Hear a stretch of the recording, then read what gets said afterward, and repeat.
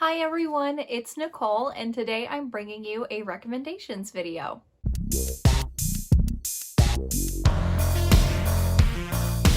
So February 14th is Valentine's Day, the holiday of love, and to get you into that lovey-dovey mood, I'm just bringing you some really epic, swoon-worthy romances that really just melted my heart.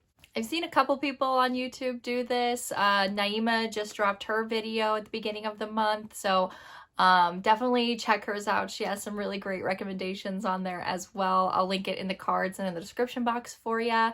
A little disclaimer before we start. Again, this list is very subjective. These are my most epic, swooniest romances. They might not be yours, and my definition of swoony and epic might not be the same as yours. So just a little disclaimer. If you have any recommendations for me, I would love to hear about it. I'm always up for romance recommendations, and you can just leave them in the comments for me. I would really appreciate it. So without further ado, I'm just going to go ahead and get started. The first book that I want to talk to you about is How to Love a Duke in 10 Days by Kerrigan Byrne. I literally just read this month, so it was just fresh in my mind, right at the top of the list. I do want to just warn you for some triggers. There is a rape scene in the prologue, so please be careful. I know that it's not in the synopsis, it's not on any kind of acknowledgments or cover page, the trigger warnings for this book. My friend Jen, my co-hostess with the co-mostess for the Who Picked This Book Club, we found out because of Charles on another live stream, but then when we went digging into some reviews, that's where we found the trigger warning. So definitely be aware of that. It is a pretty lengthy prologue. It kind of sets off the issues and themes of the book. It is pretty dark, so just again, trigger warning before you dive into this book. With that being said, I absolutely adored this book. My first Kerrigan Byrne that I read was The Highwayman, but I really like this book more. So this is also kind of like a Beauty and the Beast retelling. Our hero, Pierce, he is scarred. He was scratched by a jaguar, and so it just really not necessarily disfigured him, but did leave him scars on his face, which he was in a relationship with another girl before he meets the love interest in this book. And when she found out about that, she honestly thought he was gonna die. So she just married like the next in line for the dukedom, because that's just who she is. She doesn't really love him. She loves the title and wants to have the title. So he's pretty scarred and jaded because of that. So that is who our hero is. He's pretty gruff, surly, typical scarred hero. And then we have Alexandra, who is the heroine of this book. When she was in school, she met two other ladies who were just sick of men having all the fun. So they started what they call the Red Rogue Society, because each one of them has some semblance of red hair, and they each change their name to the masculine version of their name. So Alexandra becomes Alexander, and that's they just started this kind of found family aspect where they relied on each other and they became best friends, like almost soul sisters. And when the rape happened to Alexandra, I'm not really even sure this is a spoiler because it just happens in the prologue. So if you don't want to be spoiled, just kind of fast forward for a few seconds. But she kills her rapist, and her friends help her cover it up. And so we fast forward 10 years later, and they're still best friends, and she's being blackmailed by someone who knows that they covered up the murder. So she's running out of money. She's kind of desperate. So she proposes marriage to the Duke, Pierce. For a long time in this book, he does not know about her past, about the traumas that she's endured. So in his mind, her skittishness, her kind of wariness of men is all just because innocence. She's never experienced anything like that before. When they kind of delve deeper into the relationship and he finds out that she's not technically a virgin because of the magical hymen, which is a discussion for another time. And I do talk about that a little bit because we did discuss this for the Who Picked This Book Club, and I talk a little bit about that, so I'll link it. But anyway, he kind of has some really like nasty and mean thoughts about her. Once you find out what really happened, you are going to hate yourself. And he does. Once he finds out, he really does. And the way he handles her situation and the way he kind of comforts her and helps her through it is really just magical. I think he did like just a fantastic job in the writing of for Kerrigan Byrne, of these two as a couple and overcoming the situations that they both find themselves in. It was just really, really great. And of course, there's her blackmailer and people are trying to kill her, and some life or death situations happen. And once those life or death situations happen, you know, feelings just build and build and build and build. And there's some really swoon-worthy quotes. And just when Pierce just lays it all out on the line, when Alexandra wakes up from almost being killed, he's obviously scared, he's furious that she put herself in danger, and really it's just all of those emotions are coming forth because he just loves her so, so much. And there's actually a quote in here, it's pretty long, but I love it so much. It's like I just melted. Okay, so I'm just gonna read it. So this is when she first wakes up after her life or death, almost death situation. So he drops to his knees beside the bed and says this: "You don't know what it will cost me, Alexandra, to love you like this. It consumes me. It obsesses me. You've somehow, in less than a bloody fortnight, become more integral to my sustenance than the very air I breathe or the water I drink." He gathered her hand to his mouth, dragging his lips against her palm. "All I'm asking is for you to have mercy on me, wife. If there is a battle to fight, a villain to face, I beg you to allow me the honor, because the cruelest thing you could do is sentence me to a world without you in it." Okay, I just love that quote so, so, so much. So that's the first book, How to Love a Duke in 10 Days. I really am excited to continue with the series because it's just, I can't wait to read the other ladies' stories. Fantastic. The next book I want to recommend is Barbarians Treasure by Ruby Dixon. This is a very established series, and this is one of the later books in the series, and I apologize for that. Ruby Dixon kind of has some books in the series where they're kind of flashback stories because there's just so many girls and couples in this series. As you can tell, there's like over 20 books. Sometimes it's hard to tell each story like chronologically, so some books she has that are flashbacks. So meaning that when you're reading someone else's book in the very beginning, another side couple is having their resonance and their happily ever after, but you don't get their full story.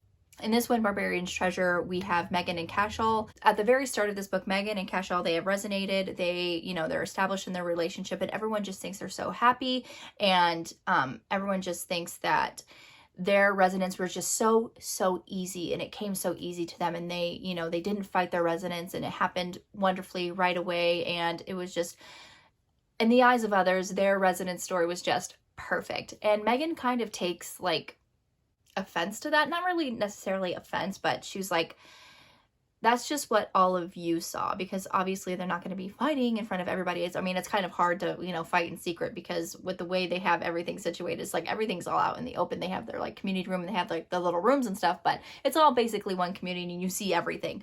Anyway, she was like, well, that was just like the outside appearance. Like, we had our ups and downs, and when we first resonated, it was definitely, some rocky spots. And she's basically saying like, my life is not perfect, and she goes back and she tells the story of how her and Cashel resonated, and it was just really great. I'm glad that, because when you're reading all these books in order, you're just wondering, it's like, oh well, when do we get their story, and we finally do. But it is a flashback, so it's kind of told in a different way, which might not be everyone's cup of tea, but I really liked it. And you kind of get how Megan and Cashel, even though when they first laid eyes on each other, they resonated, and it seemed like they accepted it like to everyone else, but behind closed doors, they still had very much, to get to know each other, to fall in love. Even though, yes, you're resonating to someone, that doesn't automatically mean that you love that person.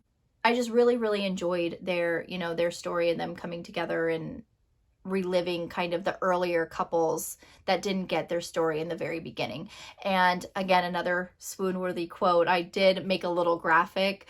Sometimes when I read books and there is a really poignant or beautiful quote, I make a little graphic and I put it on Instagram, and it's in my little stories and my little my little highlights. So just so I can go back and read them if I want. But I have that right here on this little paper, and I love it. It's just so romantic. So this is Cashel talking to Megan, and it says, I lost my heart to you the first time I saw you, Cashel admits to me.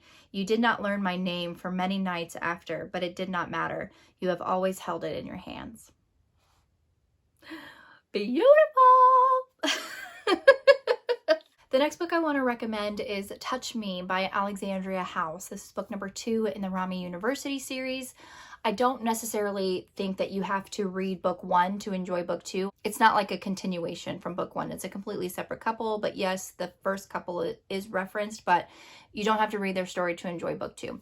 I enjoy book 2 a little bit more than I did the first book, and it's just because there is just this little thing, there's just a little extra tidbit of something that I just really, really enjoy when it comes to romances. So in this book, we have our 2 main characters, Giovanni and Charla. Giovanni is an artist and his medium is photography.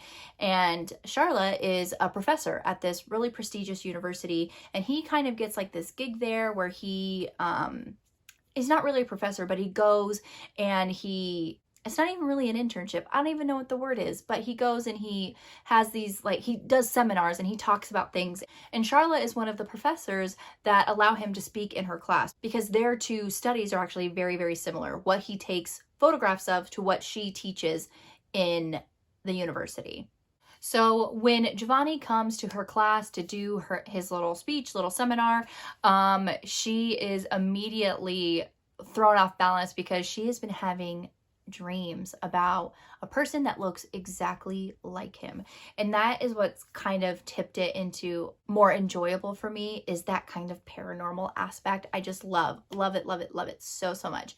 And she kind of just wants to play it off because it's just like, like I must have just seen him somewhere and my subconscious just put him in the dream, and she just wants to play it off like, no, I don't have like any kind of supernatural gift where I can see the future or see, what's gonna happen.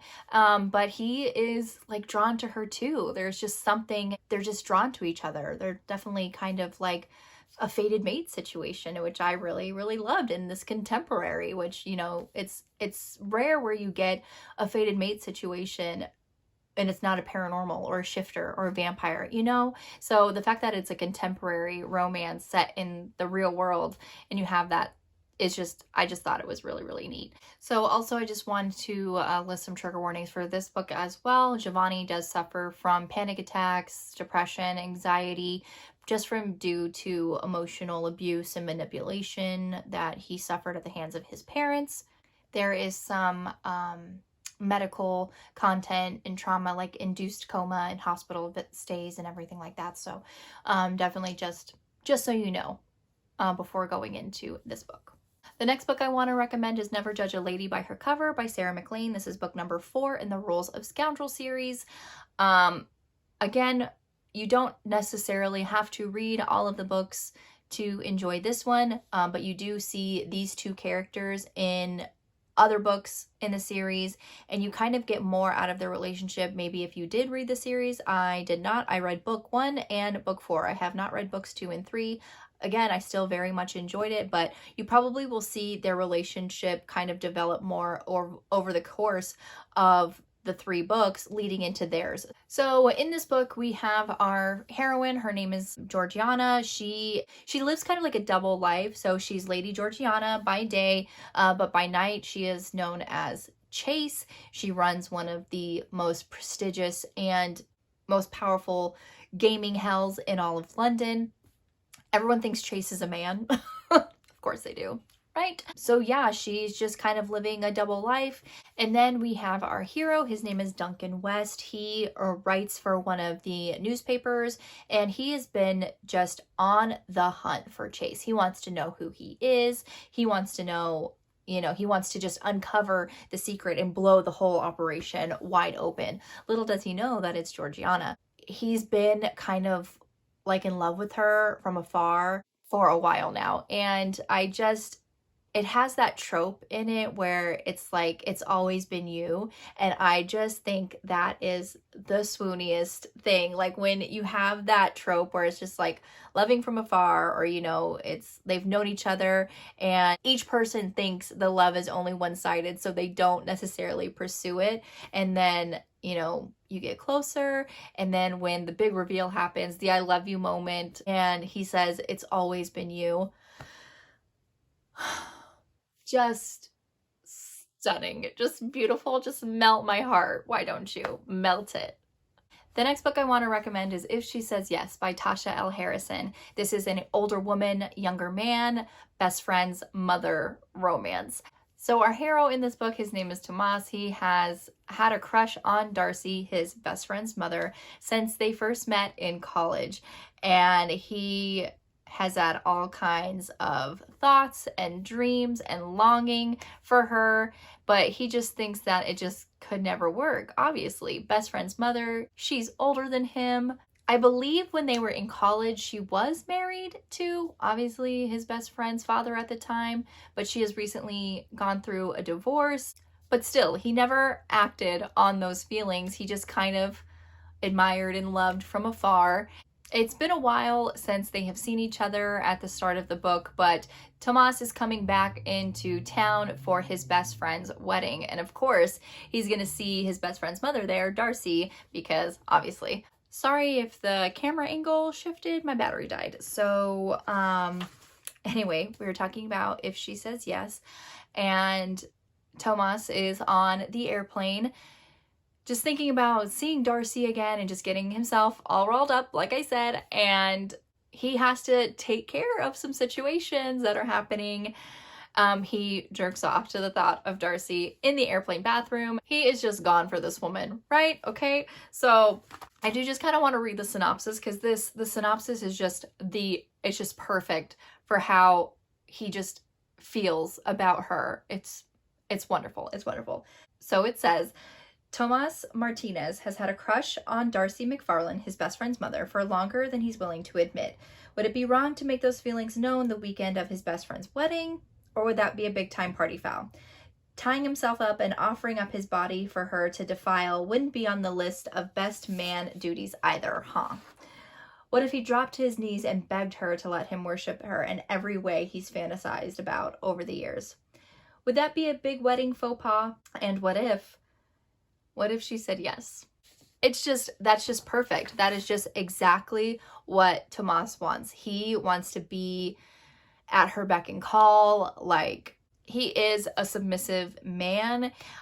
Typically I enjoy like my alpha heroes, but Tomas really showed me the merits of having a submissive man, and he just gets off on her pleasure. He loves it. And it's just fantastic. It's great. I loved it. Next book I want to recommend is Adelon by Grace Draven. This is book number 2 in the Wraith King series. This is one that you will have to read book 1 before you can enjoy book 2, because it is the same couple. It is a continuation of their story. So in book 1, our two main characters, Brishan and Adiko, they are forced, not necessarily forced, but into a marriage of convenience, where it's kind of like just like a peace treaty. He is part of this royal family, but he's kind of the spare. He has an older sibling who is the heir to the royal line. He is next. He has all the duties and requirements it is to be the next king, right? He's just the spare. He and Adiko marry just to bring peace to their two species. That is literally what it is. They are two very different, obviously almost as different as night and day, not only in their looks and appearances, but also customs, mannerisms, how they move, how they feel, how just down to how their eyes move. And each one considers the other species hideous. They're just not, seemingly not compatible. So they do this because they have, a duty to their people. And in the first book, talking about the first book, before their marriage, Adiko goes out and kind of just clearing her head because she's obviously very scared, nervous, and she meets a man, and they kind of just talk about, her fears of being married, especially to one of the Gari people, just because they're just kind of scary, and she doesn't know him, and she doesn't know how to act. She's very nervous, very, you know, just laying it all out there, you know, kind of talking, and they have like this really great conversation. And he kind of helps kind of allay her fears, and they just really hit it off. It's a really great, you know, friendship. And she goes to meet up with her betrothed to get married, and it's the man she was talking to in the garden. And so her nervousness kind of goes away because she has already talked to him about all of her fears, and he has understood, and he has helped her through it. So they become friends before their relationship evolves into one of lovers in their marriage. And so that is kind of like the premise for book 1. So if that sounds like something that's up your alley, definitely check it out. It's a great fantasy romance. So moving on to book 2, which is the one I want to recommend, things get a little bit more intense in this book. And it's definitely, spoilers are going to happen. So if you don't want to be spoiled for this book, I just fast forward until you don't see a picture of the book anymore. But definitely things get intense in this book, and not just situations that our two love interests are kind of thrust into, but also intense in their relationship as well. The first book is kind of lighthearted, funny, and just really, really cute, and a really amazing friends to lovers. This gets a little bit darker, like I said, a little bit more intense, but in this book, something happens, and Brishan is no longer the spare. He is the heir to the kingdom, and he needs to marry a Gari woman so he can procreate and have heirs of his own. There's a problem. He is married and in love with his wife, human wife, Adinko. He does not want to put her aside, even though his council, everybody is basically like, you need to do what you need to do. You're going to be king. You need to do this, you know, you need to make sure that your line continues for the safety of your people, kind of thing. So there's not anarchy, you know, when you die. And it gets to the point where even Indinko is telling him, like, you need to do this. Like, I don't want this. I love you with my entire being, but you need to think about your people.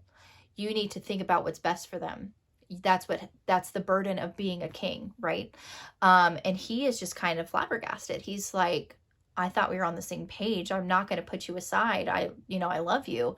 And those kind of intense feelings of like he doesn't really get how Aniko can think like that. How can our love, you can just put our love aside like that. And that's not where Aniko is coming from. She just doesn't want him to resent her, like, down the line, you know, for making the wrong decision.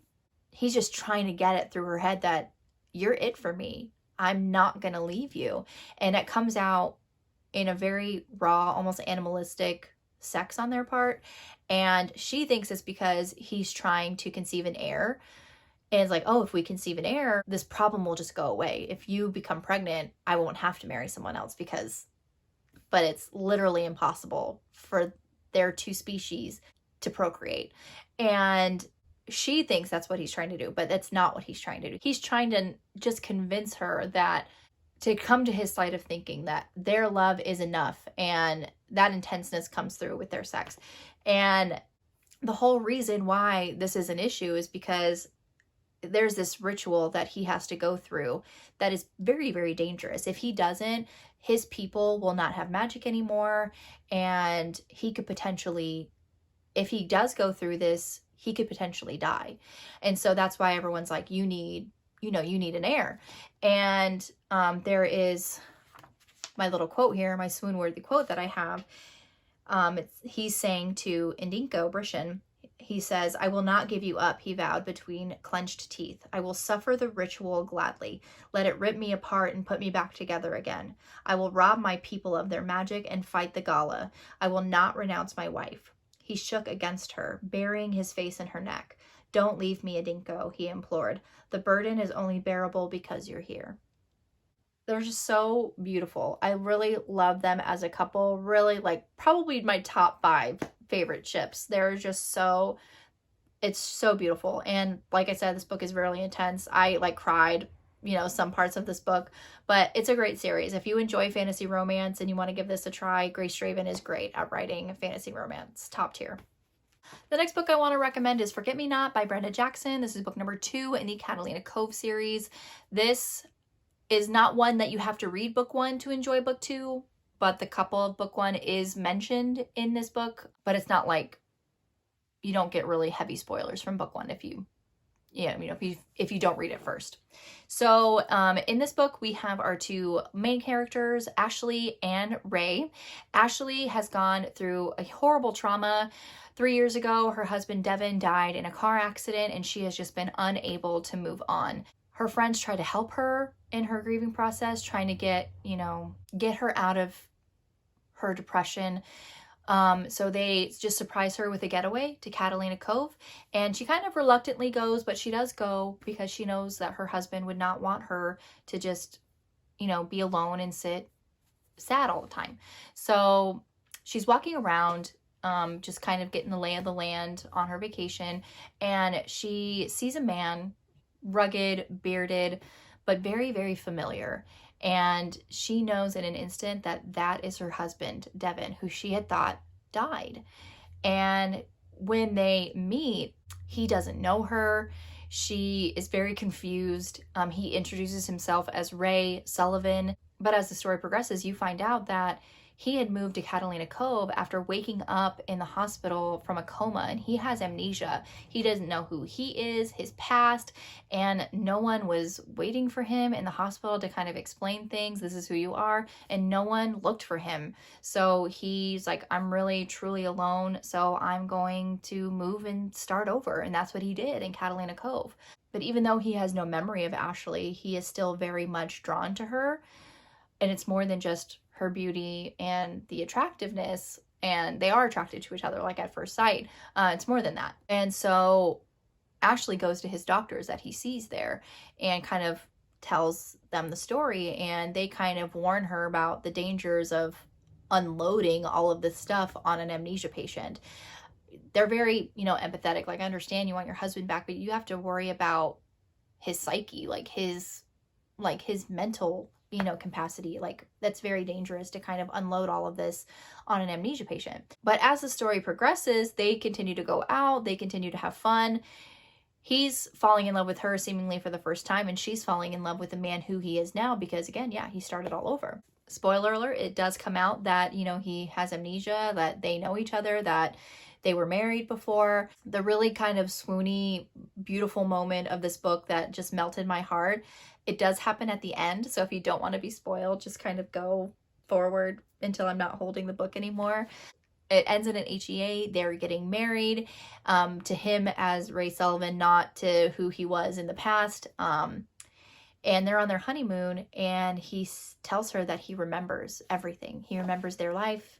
And she's like, you didn't tell me, like, what's going on? And he said, I remembered when you were walking down the aisle to me. Like, it just all came flooding back. So he now knows his life as Devin and as Ray. And I just thought that was just so beautiful. Her walking down the aisle is what just made it all come back and him remember. And I just thought that was beautiful. The last book I want to recommend is Dustwalker by Tiffany Roberts. This is kind of like a dystopian, a futuristic romance between a cyborg and a human woman. So like I said, this is dystopian, like almost like post-apocalyptic. Like Earth is unrecognizable at this point, right? So it's very, very dangerous, for our female main character because she's a woman. It's kind of like almost back in like the Stone Ages where, evil men just kind of take whatever they want. Well, they do that anyway. And obviously she's just careful, she doesn't trust anybody and she keeps to herself. When she goes out, she kind of covers herself so she's not, to protect herself from, they call it this place that they live in, the dust, and it's very, it's a harsh environment, so she covers herself not only to protect herself from the environment, but to protect herself from the people who would be out there who would just kill her for anything that she has. So her name is Lara. I'm sorry, I didn't tell you that. And then we have our cyborg love interest. His name is Ronan. Cyborgs like have programming, they have a purpose, but Ronan just can't, something happened where he does not have a clear grasp of it. So he is like wandering, and he comes to the dust and he sees her, and he's just immediately like, this is, you know, my purpose, like to take care of her, to provide for her, and also help her look for her sister who has gone missing. Like I said, Laura does not trust anybody, especially a cyborg. You know, bots kind of rule the area she lives in, and they're not very nice. So she's kind of wary of him at first, but he does help her, and situations arise where, you know, she begins to trust him, and she realizes that he's not like any other bot. So on their adventures of looking for, you know, her sister, life or death situations happen, things ensue, you know this, you know, things happen, right? I don't want to spoil anything for you. There's a couple of really like swoony moments in this book that just touched my heart, ripped my heart out, stomped on it. One of the quotes here you can listen to, it's not a spoiler. The other one is a spoiler, so I'll let you know when that happens. But Swoon was a quote. She smiled. Her hand stopped at the center of his chest, directly over his core processors. Love me, Ronan. He eased over her, nestling his hips between her thighs. Long after the dust claims me. So beautiful. But one of the things that just put this, and it happens at the very end, it's the epilogue, for goodness sake. Everything has happened. They're living their HEA. So if you do not want to be spoiled, just fast forward until you don't see the picture of the book anymore. So in the epilogue, they are living their life. She has gotten older. Obviously, she's human. He has not. But he has stayed with her. You know, they have children that they have adopted, you know, just children that were abandoned in the dust. And so they have like a family. It's a really beautiful family. They've lived a great life. And in the epilogue, one of their children come to their house and finds them dead, and a letter to the children from Ronan. So she reads it, and it was basically saying like he chose to die because she died. He took his core processor out, and he decided to not live anymore because she was not alive.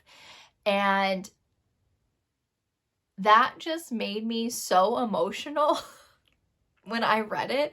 If I had a physical copy of that book, it would have went in the freezer. It's even though it is just so beautiful and so touching, I did not think the book would end that way, because obviously it's an issue, right? Like, she's human, he's a cyborg, he doesn't age. Like, how are you going to rectify this? You know? And so I didn't think we'd get the answer. You know, it's a romance, ends in HEA, even though, yeah, it's the epilogue and they live their life. I just didn't think we'd get that, and it crushed me. I'm like, I knew it had to happen, right? But that's like, if it's not written down, it's not something that you think about. If the book ends with them together and they're saying that they love each other and like, oh, they lived happily ever after, and then the book ends, you don't think about that happily ever after. Like, what happens like in the future when she is old and he's not, and she dies? And that just kind of just put it in the forefront because they wrote it, and I lost my mind. I lost my mind. But it was beautiful and touching and heartbreaking, and I just felt all kinds of emotions just within that epilogue. You know, it's like, oh, they're living their happily ever after. Oh, they have children. They've lived a great life, and then they're dead. Oh. You know, that's just kind of like, I felt like I hit a wall, you know, and it was heartbreakingly beautiful. Honestly, that's all I can say. But yeah, that is my list of the most epic, swooniest romances that will get you feeling the love for Valentine's Day. Go ahead and like my video if you did. Comment below if you have any, like I said in the beginning, if you have any epic swoony romances you want to recommend to me, or if you've read any of these books, let me know. You can follow me on all the social media platforms. The links will be in the description box below. See you next time, avid readers.